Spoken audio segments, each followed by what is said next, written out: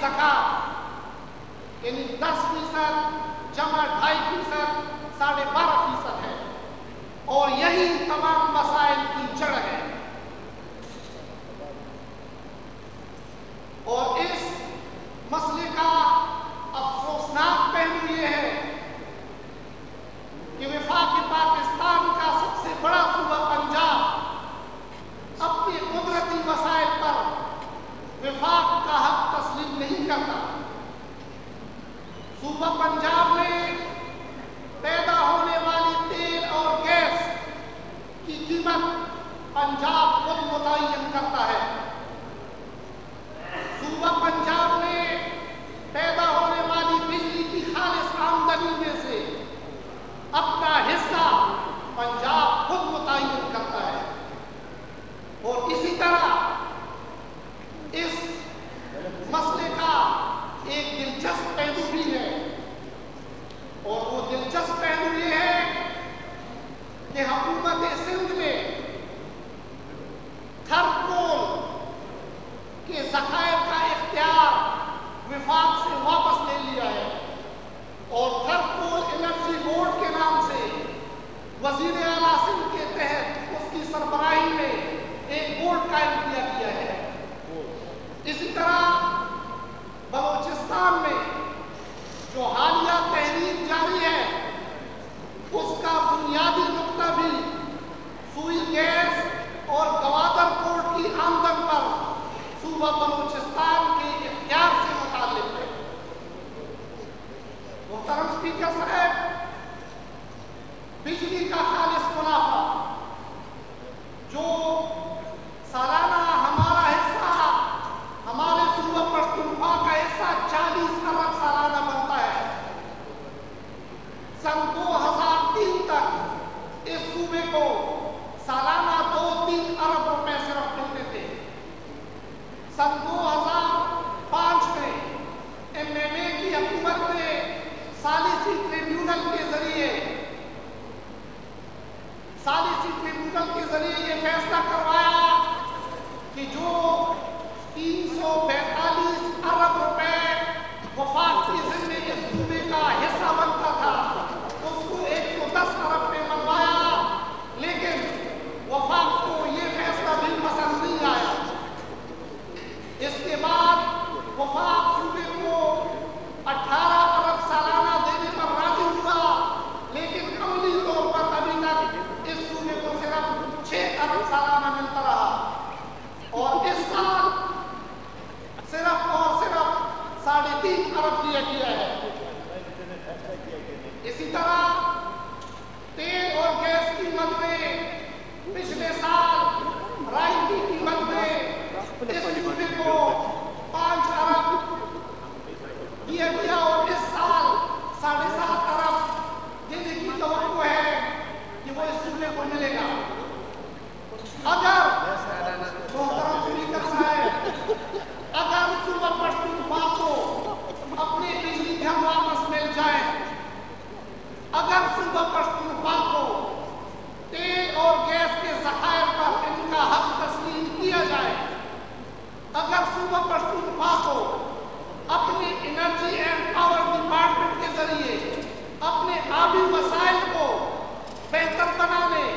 अपने आबी वसाइल से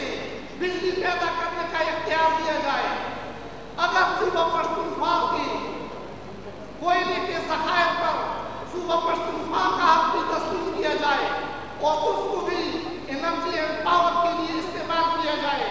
अगर सूबा पख्तूनख्वा की गैस को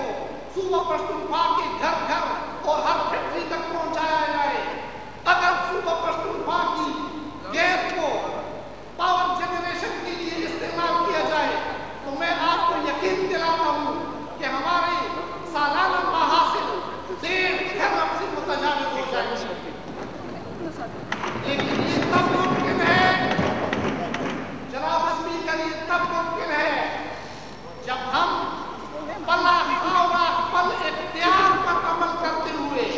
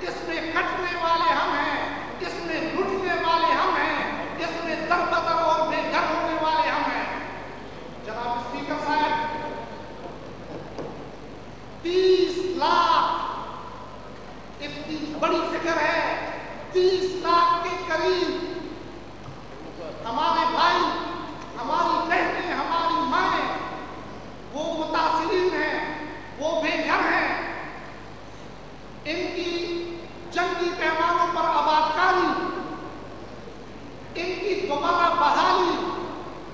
ان کی تباہ شدہ معیشت، ان کی تباہ شدہ گھروں، ان کی تباہ شدہ بازاروں، ان کی تباہ شدہ اسکولوں، ان کی تباہ شدہ ہسپتالوں کو 1 ارب روپے سے تعمیر نہیں کیا جا سکتا۔ اس سلسلے میں جتنا فنڈ بھی وفاقی حکومت کو ملتا ہے، جتنا فنڈ بھی باہر فارن سے آ رہا ہے، وہ صرف ان لوگوں کا حق ہے۔ وفاقی حکومت کو چاہیے کہ اگر وہ اپنے پلے سے ہماری کچھ امداد نہیں کر سکتے تو بیرونی دنیا سے جو امداد آ رہی ہے اس میں کٹوتی نہ لگائیں، اس کو ان لوگوں کے حوالے کر دیں۔ ان کی مہربانی ہوگی کہ ہم بے گھر تو ہو گئے ہیں، ہمیں بھوک کے لیے بیکاری نہ بنایا جائے، ہمیں بے لباس نہ کیا جائے۔ محترم اسپیکر صاحب، باتیں اور بھی بہت زیادہ ہیں، کریے، میں صرف یہاں پہ اپنے حلقے کی ایک بات اس بجٹ کے حوالے سے کرنا مناسب سمجھوں گا، وہ یہ ہے کہ اس بجٹ میں ٹوبیکو گروئنگ ایریاز کے لیے تو 363 ملین